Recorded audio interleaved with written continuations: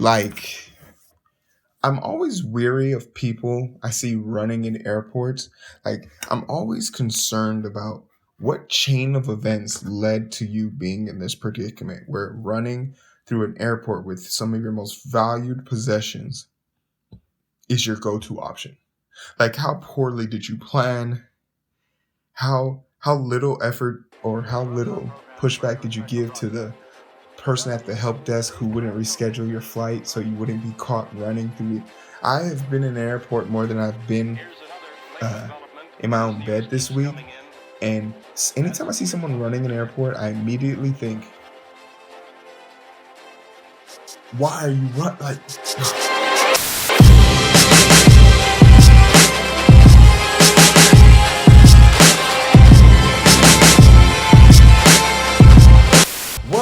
welcome to another episode of the Identity Booth.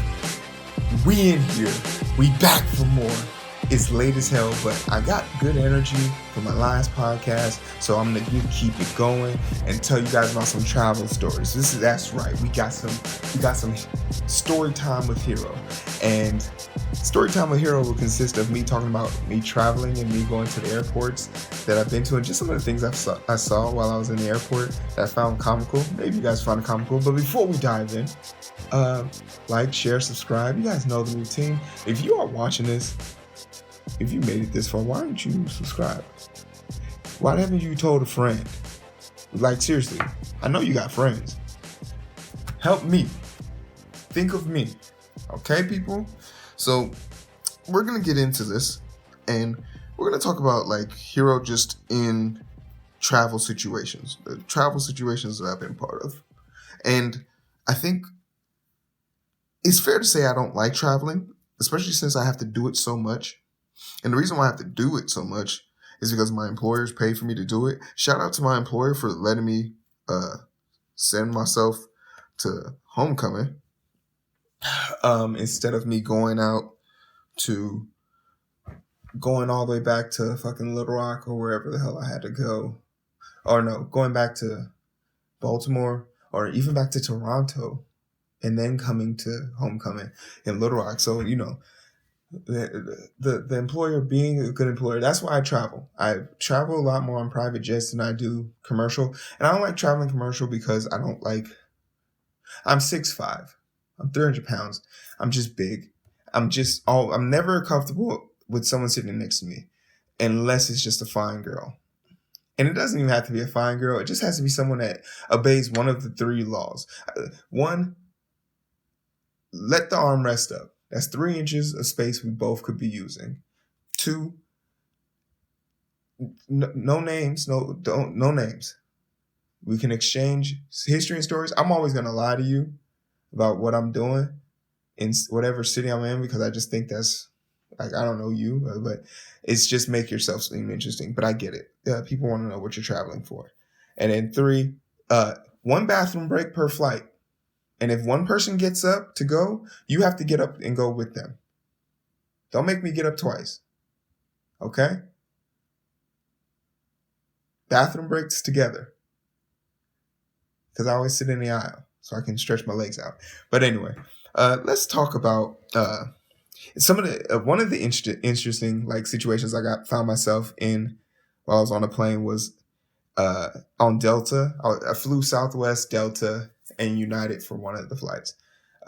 And then I had a private jet for another flight. But that was work related. But the mind your business, like, it's so important to mind your business at an airport, because one of the things they say throughout your time in airports since 9/11 is, if you see something, say something. See someone acting suspicious, everyone in the airport looks suspicious. Who would willingly put themselves in a mechanical box being propelled through over 300 miles per hour in the air? We're all weird. See something, say something. I still have to take my shoes off at the fucking check-in. I can't bring my Aisha sauce through check-in. That's what we gave up? Freedom for our freedom? I hate you all. But people are People are either a little less entitled, feel a little less entitled to talk back or stand up for themselves in situations where they're being mistreated by the airlines because they think the airlines will ban them from ever flying again. No, you just don't get to fly with them. You don't get to put on a no-fly list for speaking up for being mistreated by airline. That's how you catch your dumbass running. Why are you running? I've never seen it. Anytime I see someone running to catch a plane, but by the time I walk and catch up to them, because I'm an adult and I plan my life accordingly, I catch it to them and you just see them slumped over in that Michael Jordan pose, like game 6 when he was sick. He's just slumped over, breathing heavy, and they can't talk. The plane's already gone, and they just look ridiculous. You look dumb, or God forbid you fall. And I saw someone fall. You know those little quick walk past things? Somebody was running on that, thinking to himself he's a genius. He's covering good ground. But the rule about getting onto that thing is you got to be quick on, slow off, because your body, unless you're an athlete, your body won't adjust to that speed drop off. It's the situation where you see people running, where people think like just because they know how to run fast that they'll just be able to run fast on the dime. So like when you see people jump on treadmills, that's what happens to these people. And it's so funny. I saw a guy fall and he just fell. And he's just on his knees sobbing as he's putting his underwear in his. And you pack all your life into those fucking little carry-on things. And it's clear some of you guys didn't pass geometry or shapes in grade school because you guys be trying to fit the most oddly weird shaped carry-on things into those overhead bins and just struggle day in day. 2, if you can't pick up your luggage, you shouldn't be carrying it. On Southwest, there's no reason why anyone should ever have a carry-on bag. They let you have 2 free bags. They let you do check bags at the gate. Leave your shit at the gate. Oh, I don't want to wait 3 minutes. Literally, the 10 minutes that they think they're about to make up, they literally beat me. They don't ever beat me to the baggage claim. They never beat me to leaving the airport. Granted, I'm a little bit more of a finesse person. I wear comfortable stuff. Like I just know how to move around airports. But it's just weird seeing people fail at being an adult inside of airports. But back to this mind your business lady. I was sitting in my Comfort Plus seat. Delta. Shout out. I'm really starting to like Delta. I get why I pay extra now. Peasants. Economy class. I know, I'm playing. I will be on Southwest in a heartbeat. I fly Southwest. I'm flying Southwest back to Chicago. Look for me, October 24th.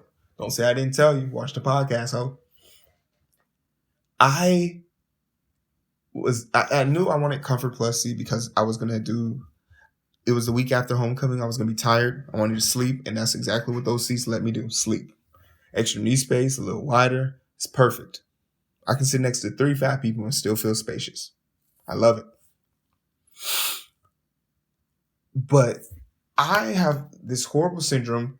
Not even a syndrome. I think it's my Achilles heel. Because getting onto a plane, I fall asleep immediately. I don't know what it is about planes. I fall asleep immediately. And that's what happened for this situation. But like, I want to be comfortable, so I let my seat back. I try and let my seat back. Or I try and sneak it because I got such a big chest, big body. Sometimes flight attendants don't notice it. But this time, I got caught not only by the first flight attendant, I got caught by the second flight attendant. And then I got caught by the third flight attendant. And at this point, I'm just like, damn, with Delta, it's because the Comfort Plus section is part of the first class section. So they have their own personal flight attendant. So they're like sticklers. Like if they even think you are about to say something, they'll run to you. Delta has great service on their flights. And I think that's why they didn't nag me too much. But it was just like, come on, guys. Just get me in the fucking air. And the reason why we couldn't get in the air is because some dude bought his plane ticket for his 4 kids and his wife and didn't know that he had to select his seats. So his 2-year-old kids are sitting up in front while his wife is sitting in the middle and his dumbass is in the back with the other 2 kids. And I was just looking, so we were asking people to change seats with us and it's just like, How do you not know how to adult, man? You're the one who planned this trip. You have 4 kids. You are responsible for 4 kids that are gonna grow up to be just as idle as you now. I don't get it, but I can't stress enough. Let's get back to this mind your business, kid. Because now I've been caught 3 times with my seat back before the plane takes off. And the secret is, once they push back from the gate, they stop moving. So that's when you can bring your iPod back out. Because I put my phone on airplane mode just because I don't want it draining my battery. Like if you're searching, it drains the most battery because it's spending a lot of its RAM and network to try and find you a serviceable link.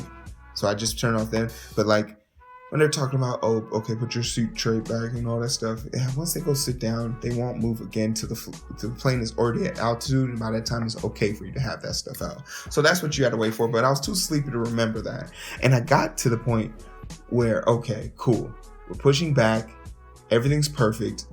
I'm about to go ahead and slide back here, and I let my seat back, and I hear this. My eyes are closed. I have my sunglasses on. I hear it again. And this old white lady sticks her face in between the cracks between the seats from behind and says, "Excuse me, sir. Excuse me, sir. You're not supposed to have your seat back." And I didn't know. I could tell like this wasn't a big deal. But I was gonna make it one. I immediately assessed that she had a adolescent, teenager, a lot of angst in him. I could see it in his face. Wanna know why? Because I was him. Looks like he wanted a few tattoos. Tried to get his ears pierced. They were super red. Didn't work out in his favor. His mom is holding him back. Kid, I know your mom's holding you back. And I hope what I said next gave you some liberation.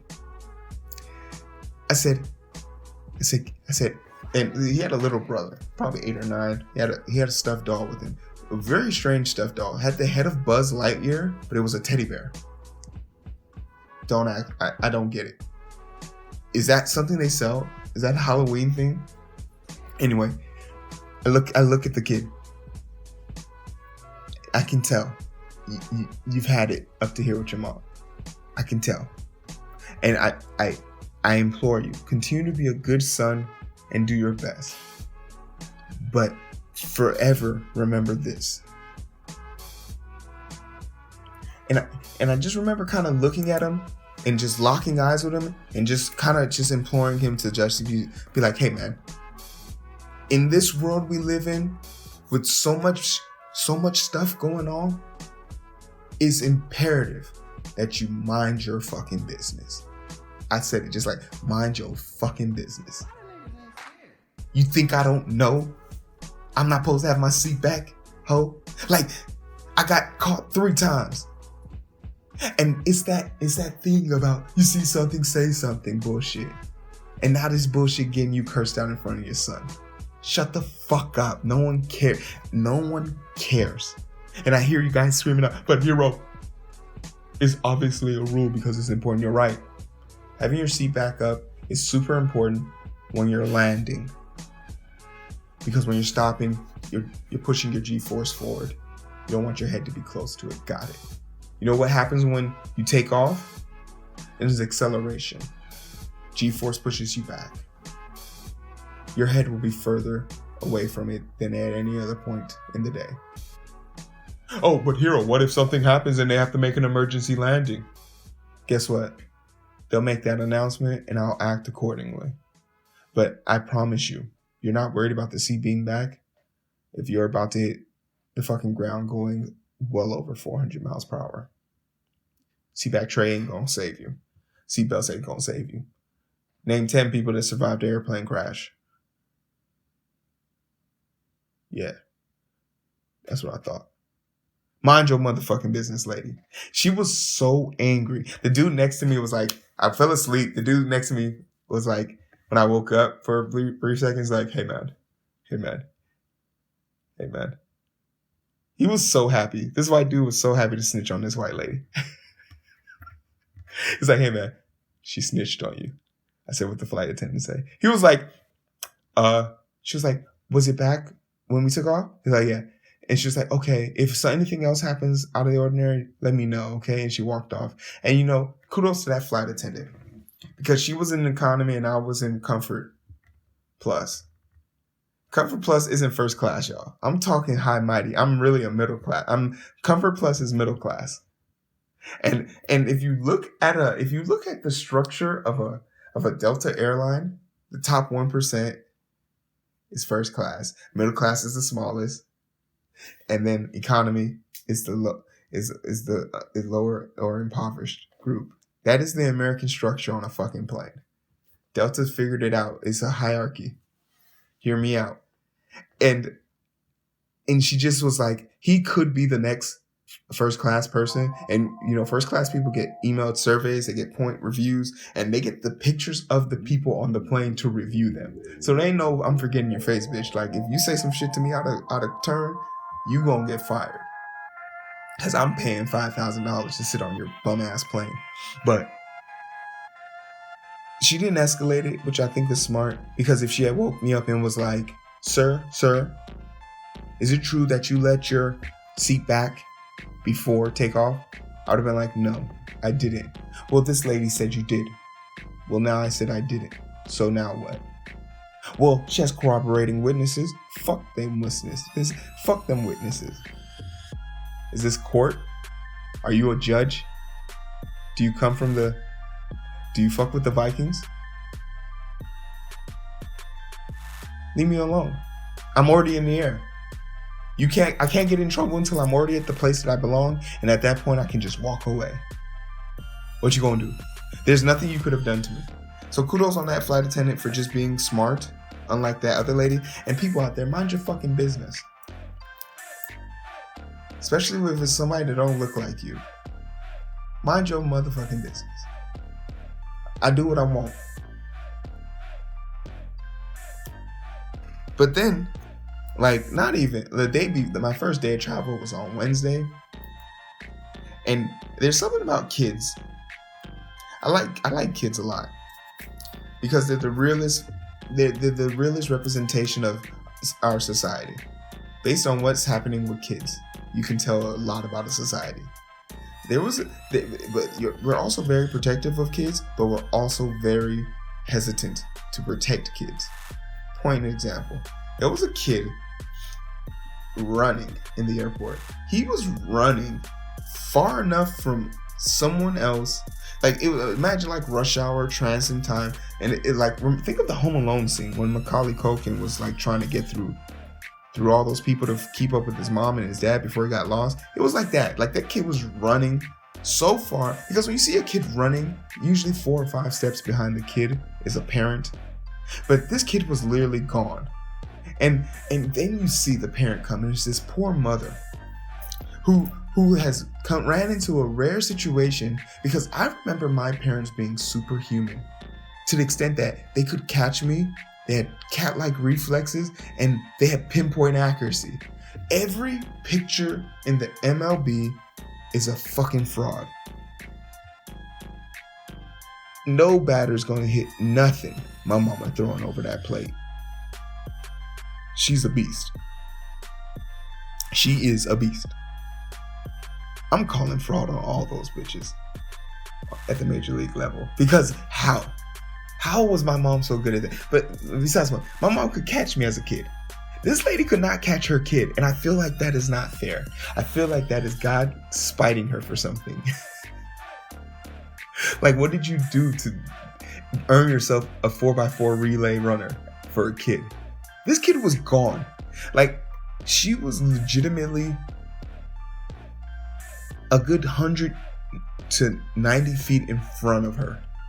And the only reason why I could tell that this mother was struggling is because you could hear the rumbling. It sounded like she had pots and pans. She was dropping breast pump things. Like, she was clearly a new mother. And, you know, people saw this in development. They saw it happening, but because people are so afraid to like get in trouble for doing something to a kid, They don't do anything. And literally, this was like, if this was a kid running into the street, I wonder what people's reaction would have been. Because this was a kid running freely in the airport, and no one even batted an eye. No, I forgot to put on my button. I got this from Elena. Elijah's popcorn. It's popping popcorn by Elijah. He was so mad. Look at this picture. He was so mad I picked him up like a little kid. He's such a big boy now. He got so mad I picked him up like a little kid. Like he didn't. I don't know. Like when you're a little boy and you're trying to be grown up and you're tough, and a guy like me, just a monster. Look at how I'm laughing at him for wanting to be tough. Elijah, I love you, man. I'm sorry. I didn't mean to make you look. I didn't mean to make you not be a big tough guy. I'm sorry. Forgive me, okay? And where was I? Oh yeah. So I find a way to like get in front of this kid, right? I get in front of this kid, and immediately the kid, like kids' depth perception and their angst, and you could tell this kid just knew his mother wasn't gonna catch him, so he was just reeling in it. He was just loving the fact that it was like watching a dog run away with your phone and is still recording, and it's just the dog is loving the fact that you're chasing him. He thinks it's a game, and he understands that by him having the phone, you'll continue to chase him. The kid will have more fun. Same thing with the kid, I felt. But the kid ran into me because I saw that this was stuck and no one was going to do anything about it. And he was getting far enough away that I would be concerned as a mother or even as a parent. Like, that's just too much. And you can tell she clearly needs help. So I don't physically touch the kid. I just walk within his path.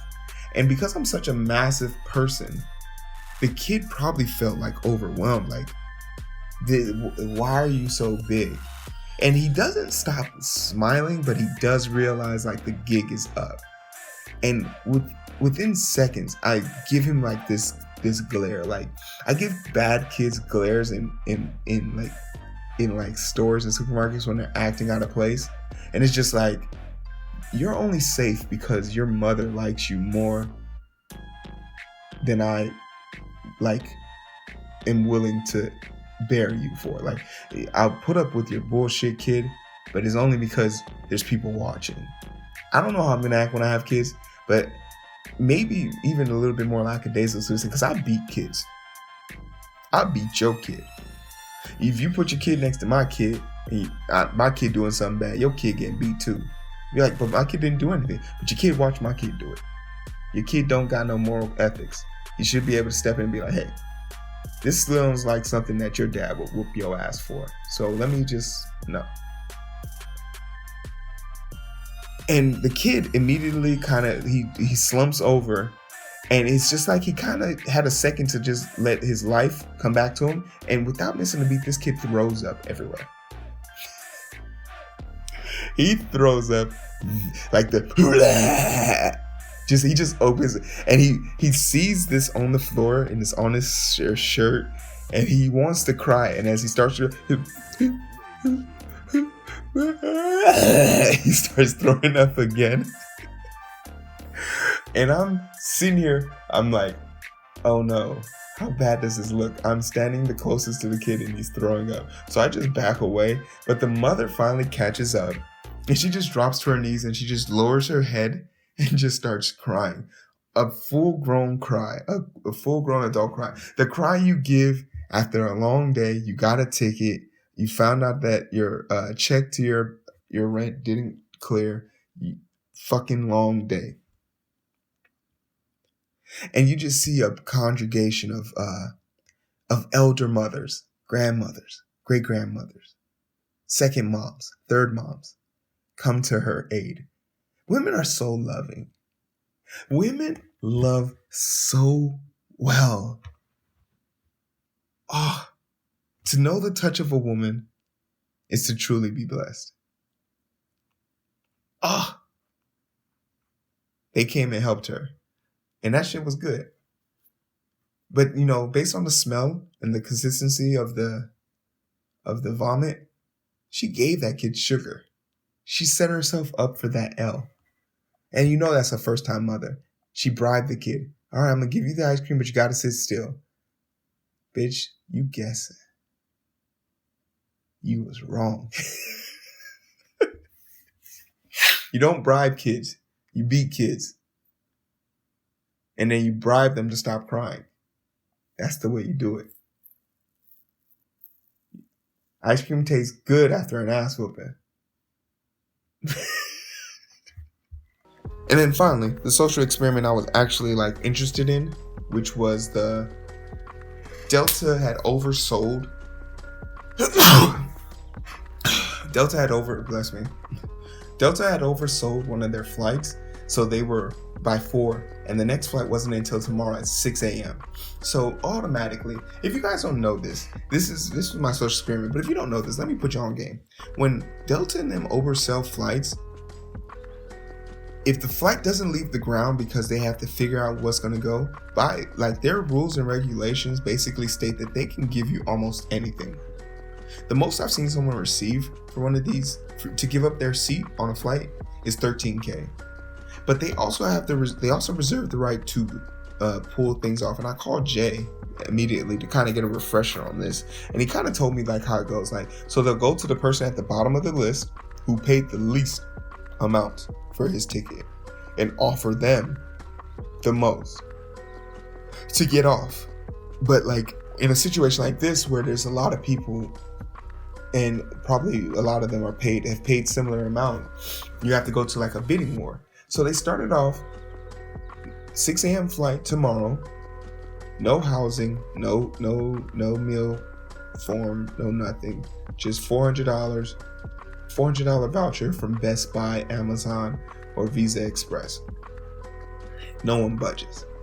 And I say to myself, good on us. Good on society for not letting the fucking man break our spirit. Little did I know how weak the human spirit really is. The corporations got us dead to rights because people, they fucking love money. We talking about the dollars. People will break under money. They will succumb to greed in a heartbeat. He didn't go up 600. He didn't even go up 800. My man's went up $100 and offered these motherfuckers a dinner voucher to Chili's. And 2 people stood up and said, yeah, sign me up. $500 vouchers to Chili. Bitch, you're stuck in Atlanta. So this lady starts talking wow, I can't believe people are so fickle. And I was and one of my friends gave me perspective on this. The person who made that for me. Wait, no, that for me. Thanks. Some people just, I was willing to take that risk. Because some people are oh, okay, I paid $400 for the ticket. I'm getting $500 for it and a free dinner. That's good enough for me. Or, ooh, I wanted to buy this laptop and I needed $400 or $500. Perfect. Sign me up. The problem is short-term goals are designed for long-term goals. If your short-term goals don't add up to long-term goals, they're not good short-term goals. I want to buy a laptop to start a business. Great. I want to buy a laptop because my old one broke. You got the game fucked up. Run that shit to the grave. Does it turn on? Oh, it's a little slow. Got some viruses. They got shit for that to fix your computer. Don't keep buying the newest Apple whatever. You buying Apple laptops. They have one USB connector. I hate you. But at that point, the next announcement they were going to make, I said to myself, I will stand up and tell no one to budge until they make the offer $1,000. I was going to stand up because you need a leader in that situation or the weak will crumble your foundation. And it literally, I know I was already too late because as I was building a congregation, he kicks back on the mic and he says, all right, guys, we'll now be offering $600, a voucher for dinner, a voucher for breakfast, and a room to stay in. We'll give you transportation to get there and back. And 10, 20 people ran to the front. And I just yelled out with pure disgust, "Cowards! You know not what you had." And I talked to Jay and confirmed this. Like, they'll give up as much as they have to because that flight is worth hundreds of thousands of dollars. So if that flight doesn't take place, they lose all that money, all that fuel, the hours of those staff working, all of that, mechanics, all of that, the operating out of that airport, they lose all of that. So them paying $13K to get someone off is chicken change. Know your worth. And if you don't know your worth, look around you. See some people with business suits on. You see some people with some impressive clothes on. You see some people, scholarships. You see some people with educations. They got the glasses, make it look smart. Follow their lead. They're clearly doing something you're not. And now you're probably thinking, well, Heero, you dress like a bum at the airport and you're pretty successful. Yeah, it's an illusion. I don't want anyone to think I'm more important than I really am, especially not at an airport. Because you know what happens when people think you're important and you're at an airport and you're big and black? They think you're an athlete, which I am, but I'm not here to sign your autographs, kid. I hated that shit when I was in Toronto, by the way. I'm 6'5". For you to be a decent basketball player, you gotta be like 6'7". Anyone my height in the NBA can run a 4.3, and they weigh 150 pounds. But those are my stories, guys. It's kind of late. Delivery probably wasn't strong, but you can tell me all about that shit in the comment section below, or you can share this with somebody who you think might find it funny. And these are all the magical places you can find my podcast. Check them out. Let me know what you think. Like, share, subscribe. You know the whole ordeal. Thank you for joining me in the booth. My name is Heero, as always. This is the Identity Booth. Fucking live for this. Man, I had such a great time last week. But I'll see you guys next week. Oh.